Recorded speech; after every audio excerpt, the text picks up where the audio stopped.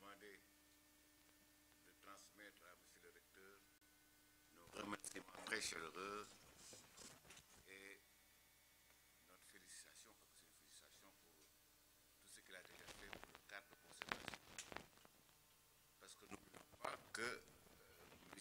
Maïdra est président du cadre de concertation. C'est lui qui a donné la main au docteur Alioune Fall, qui vient de donner la main au professeur Ibrahima Choub. Et ainsi va la vie, puisque nous avons décidé que chaque 2 ans maintenant, avant c'est chaque 1 an, chaque 2 ans, une institution de recherche remplace une université. Sinon, une université remplace une institution de recherche. Donc ici, il n'y a pas de 3 mandats.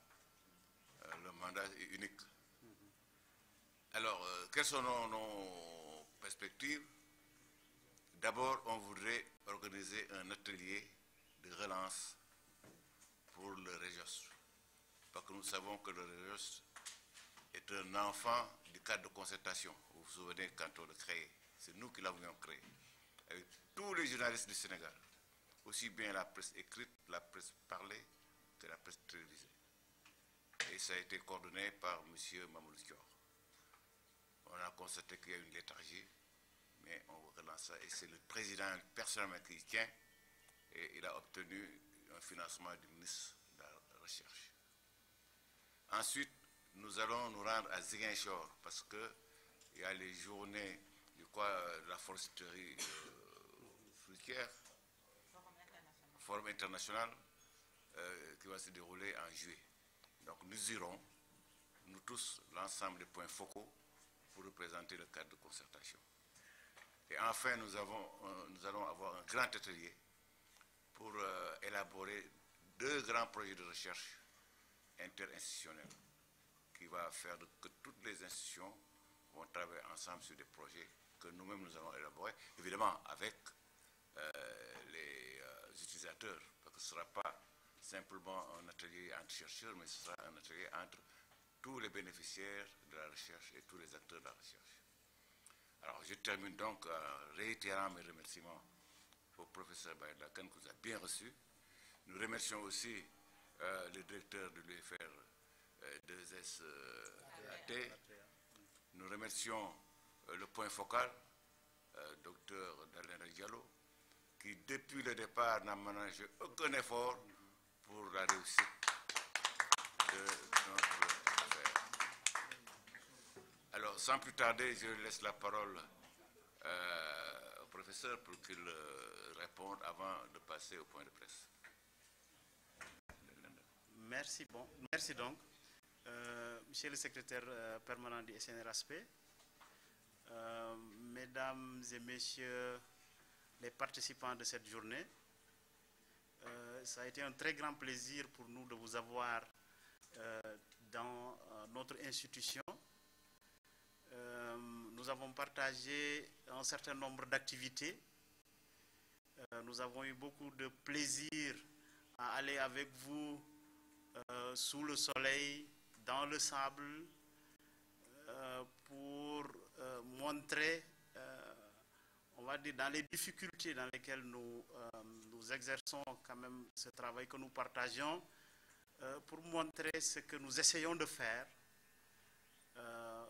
qui n'est rien de particulier que ce qu'on trouve aussi dans les différentes structures travaillant dans le même champ à travers le pays, pour répondre quand même aux objectifs fixés par le SNRASP.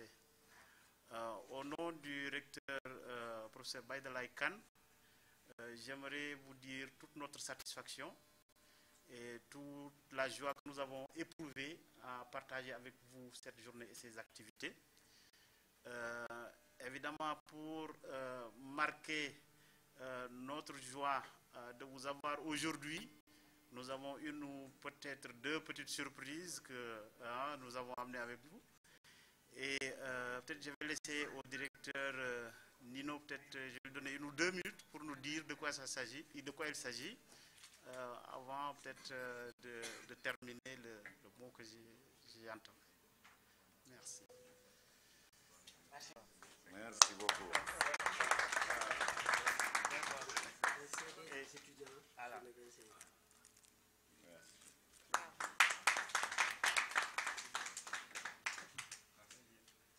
Quand même, nous avons affaire à des choses, on va dire, très concrètes.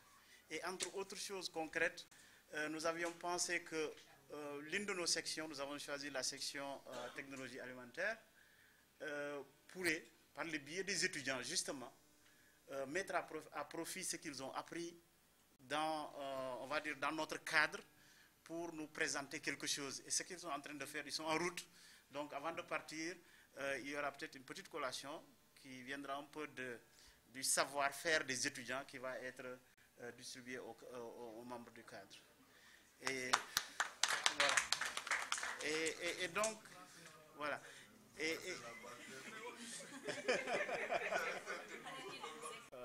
Docteur Mariama Dalanda Diallo, pour vraiment les efforts qu'elle fait depuis, disons qu'elle a été nommée. Je crois que la réussite de cette journée dépend beaucoup d'elle et je pense que, voilà, nous tous nous la remercions, mais nous remercions au-delà vraiment la mobilisation aussi de tous les collègues et tous les PATS pour quand même contribuer à la réussite de cette journée. Et donc, et nous vous souhaitons véritablement un très bon voyage au retour et que véritablement chacun trouve, disons, sa famille au retour véritablement dans un état de paix et qu'on puisse profiter peut-être de quelques jours on est déjà mercredi, peut-être il faudra que les gens prennent le temps de se reposer un peu pour pouvoir entamer la marche en avant, comme nous disait notre collègue Bassama, la marche en avant de la vie, avec toutes les activités que nous avons au quotidien. Merci donc à tout le monde. Merci. Voilà.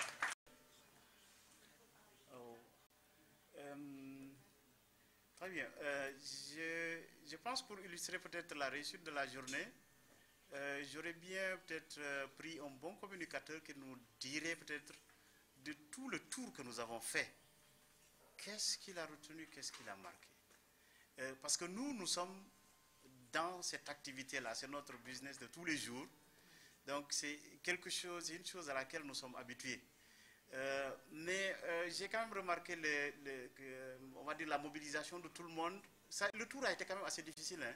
J'ai dit nous avons marché sous le soleil, on a marché dans le sable. C'est pas simple pour les dames, mais quand même nous avons remarqué à toutes les étapes les gens étaient là et donc c'est signe véritablement de l'intérêt que les gens ont porté à l'activité.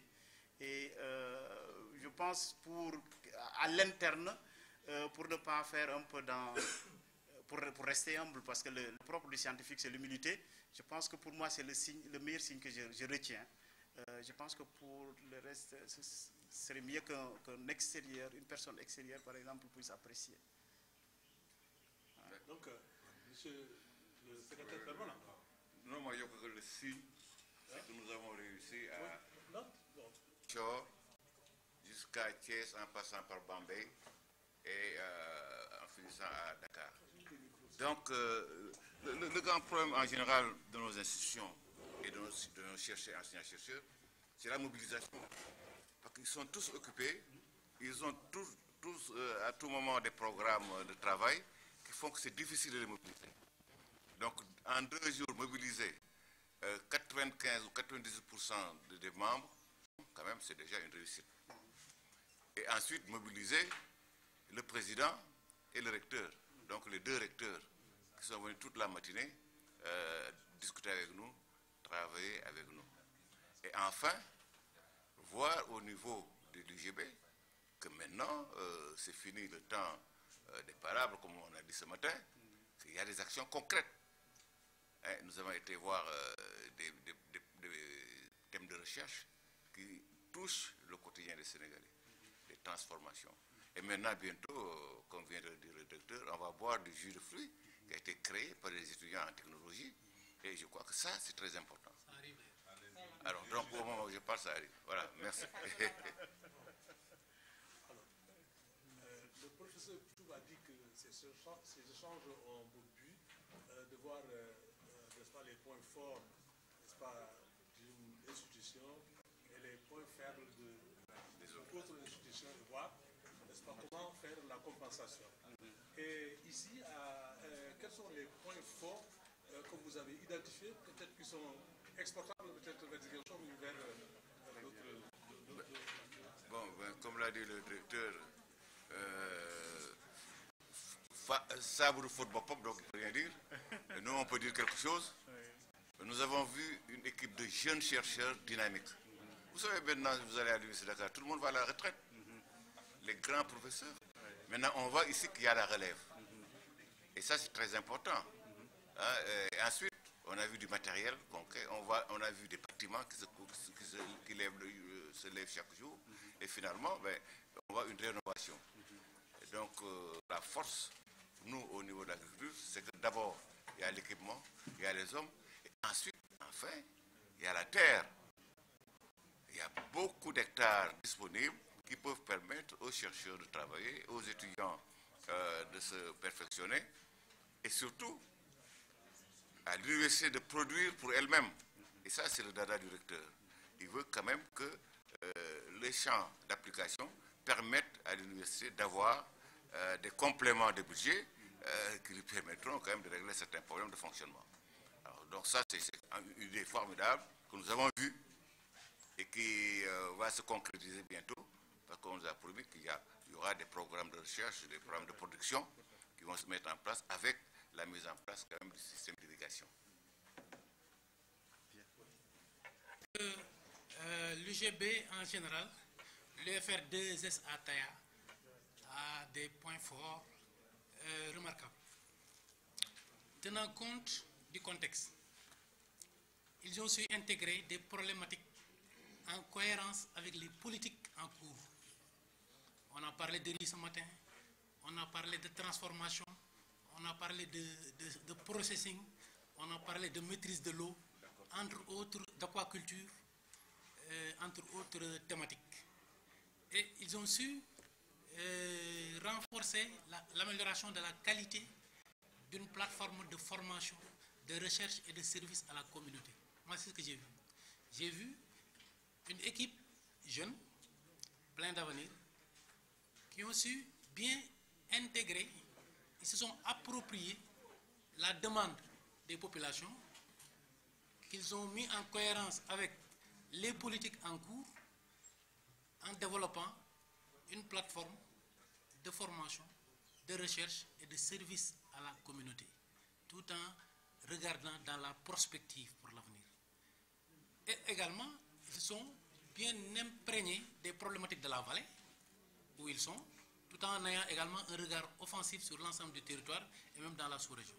Et je pense que ça, nous les encourageons dans cette perspective. Merci.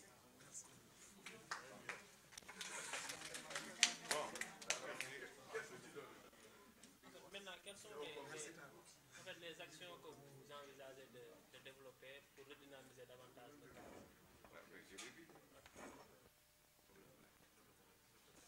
Bon, j'ai dit tout à l'heure, la première action que nous allons faire au mois de juillet, c'est de participer à un grand journal sur le fruitier sauvage qui se tiendra à Ziguinchor.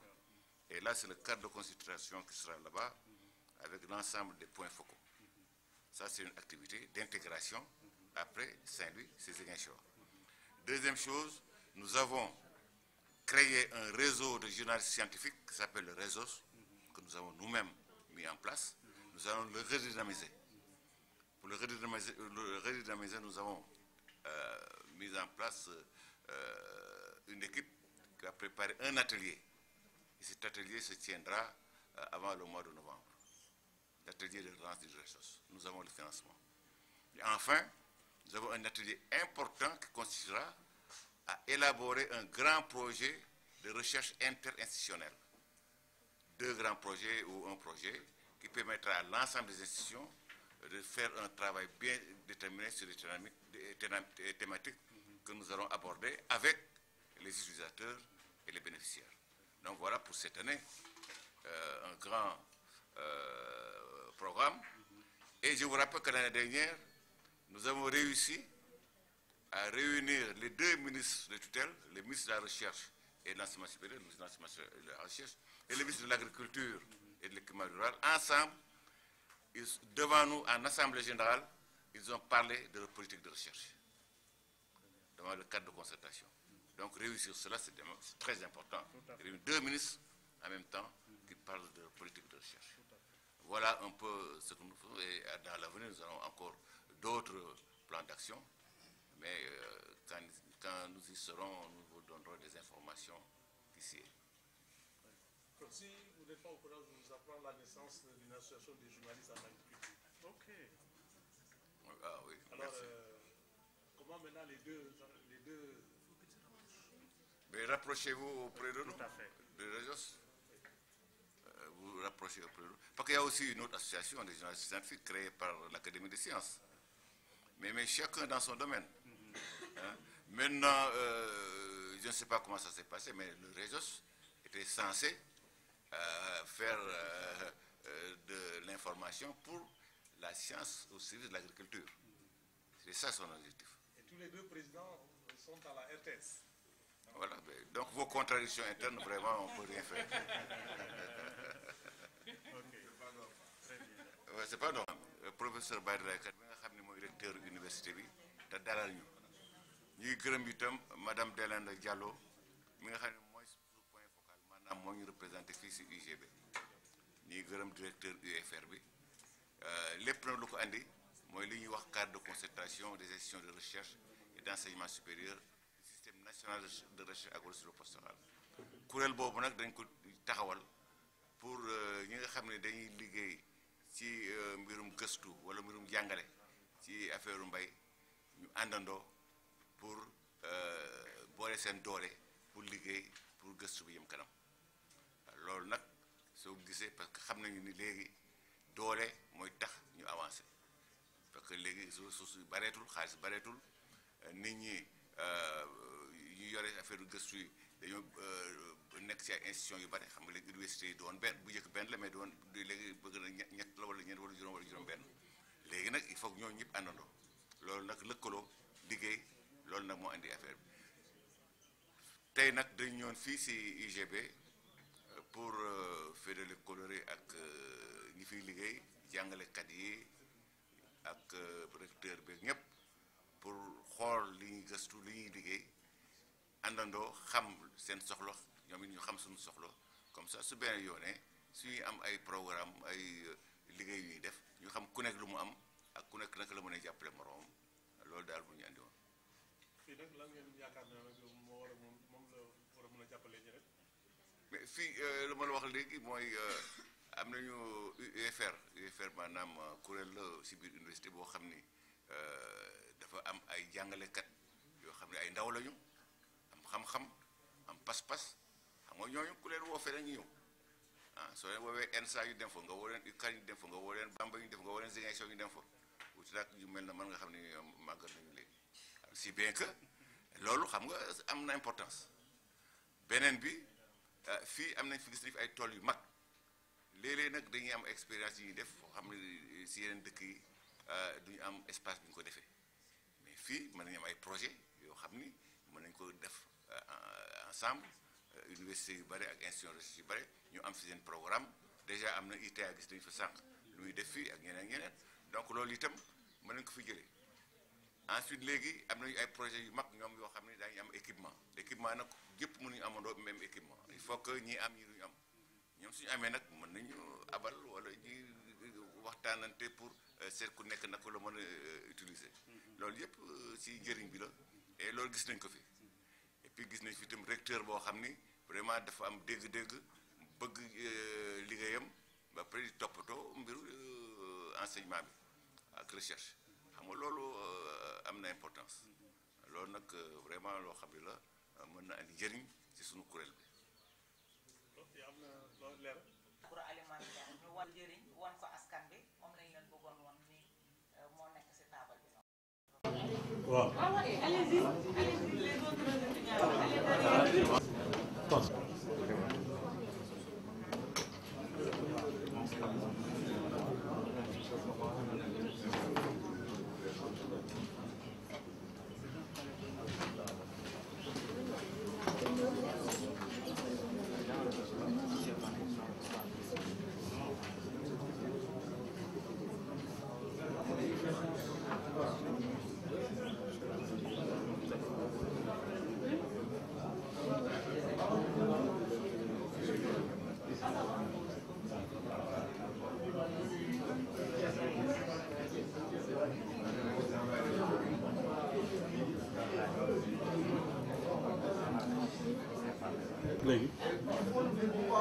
Bonjour tout le monde. Bonjour, chers professeurs. Alors, nous, c'est le club T2A, Technologie Agroalimentaire. Moi, c'est Abdoulaye Diawara et je suis chargé de la communication du club. Alors, nous sommes là aujourd'hui pour vous présenter les produits que le club fait. Voilà. Donc ça, c'est dans le cadre d'un projet appelé Projet Sans Jus, que les étudiants ont mis en place. Alors, c'est quelque chose qui nous permet de mettre en pratique tout ce que nous avons acquis en classe. Voilà, donc c'est un cadre qui nous permet d'exercer. Donc ici, nous avons fait 4 jus. Donc on a le jus de bouillie, jus de tamarin, ici c'est le cocktail, bouillie bissap. Voilà, et on a aussi le bissap. Donc c'est ce que nous vous avons présenté aujourd'hui. Donc on a voulu aussi profiter de l'occasion pour montrer, voilà, que vraiment ce que les profs nous enseignent, on est en train de, voilà, tout faire pour les assimiler et pour être, voilà, pour se familiariser vraiment avec tout ce qui est transformation agroalimentaire, n'est-ce pas? Donc on a aussi d'autres produits, il n'y a pas que les bouillies, bissap, il y a aussi le gingembre, il y a aussi le bissap blanc, gingembre et autres. Et il y a aussi, on a des sirops, voilà, et des confitures même, on peut faire ça. Donc voilà, nous tenons à vraiment à vous présenter ça. Donc. Merci. Ouais.